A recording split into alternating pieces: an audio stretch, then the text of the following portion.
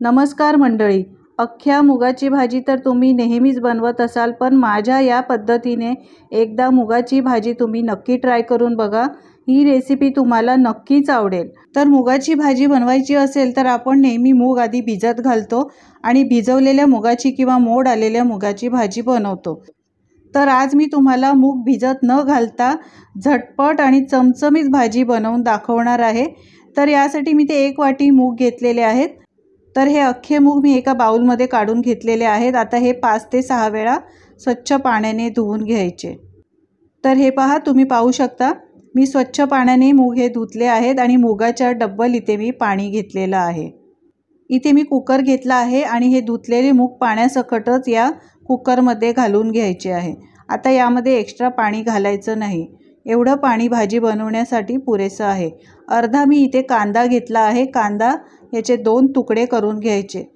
आता एका टोमॅटोचे 2 तुकडे करून घातलेले आहेत। 2 हिरव्या मिरच्या, 3 ते 4 लसणाच्या पाकळ्या आणि अर्धा चमचा हळद पावडर घातली आहे। 1 तमालपत्र आणि अर्धा चमचा मीठ घातलेलं आहे। 1 चमचा तेल घालायचं आहे। सगळं व्यवस्थित मिक्स करून झाकण लावून 2 शिट्या काढून घ्यायच्या। जास्त शिट्या काढायच्या नाहीत, नाहीतर मूग शिजले जातात जास्त। इथे मी 2 शिट्या काढून घेतलेल्या आहेत। तर तुम्ही पाहू शकता कुकर पूर्णपणे थंड करून उघडला आहे।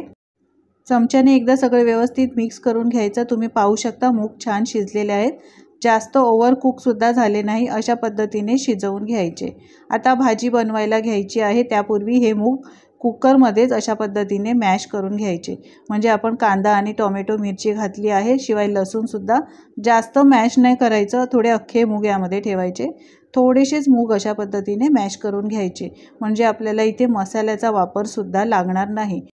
म्हणजे इथे आपल्याला कोणतंही वाटण सुद्धा लागणार नाही, बिना वाटणाचीच आपण ही भाजी बनवायची आहे। आता तर इथे मी कढई गरम केली आहे। 2-3 चमचे तेल घालायचं, 1 चमचा जिरं। जिरं चांगलं गरम झालं की 7-8 लसणाच्या पाकळ्या ठेचून घेतल्या आहेत, त्यासुद्धा घातल्या। 1 मोठा बारीक चिरलेला कांदा घालून कांदा चांगला परतवून घ्यायचा। कांद्याचा कलर चांगला ट्रान्सपरंट झाला की थोडी कढीपत्त्याची पानं घालायची, कढीपत्त्यामुळे फ्लेवर खूप छान येतो। 1 बारीक चिरलेला टोमॅटो घातला आहे, तो सुद्धा चांगला परतवून घ्यायचा। कांदा आणि टोमॅटो नरम होण्यासाठी म्हणजेच मऊ होण्यासाठी यामध्येच मीठ घालायचं। मीठ घालताना लक्षात ठेवा, आपण मूग बॉईल करताना सुद्धा मिठाचा वापर केलेला आहे, त्यामुळे मीठ सुरुवातीला कमीच घाला आणि नंतर तुम्ही टेस्ट करून यामध्ये मिठाचा वापर वाढवू शकता। तर सगळं व्यवस्थित चांगलं मिक्स करून घ्यायचं। त्यानंतर यामध्ये मसाले घालायचे आहेत। तर मी पाव चमचा हळद पावडर, 1 चमचा मोठा काश्मीरी मिरची पावडर घातली आहे, यामुळे कलर खूप छान येतो। अर्धा चमचा लाल तिखट, 1 मोठा चमचा धणे जिरे पावडर आणि 1 चमचा किचन किंग मसाला मी इथे वापरला आहे। आता थोडंसं पाणी घालूया आणि मिक्स करून घेऊया, यामुळे मसाले करपणार नाहीत।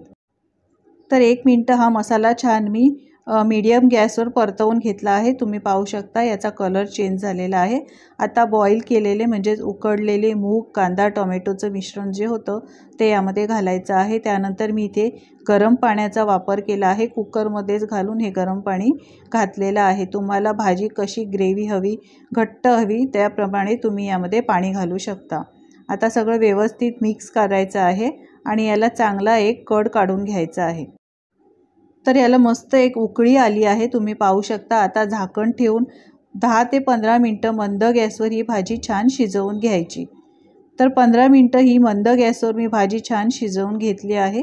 तुम्ही पाहू शकता भाजीला तर्री खूप छान आलेली आहे आणि सुवास तर खूपच छान सुटलेला आहे। गॅस बंद करून बारीक चिरलेली कोथिंबीर घालायची।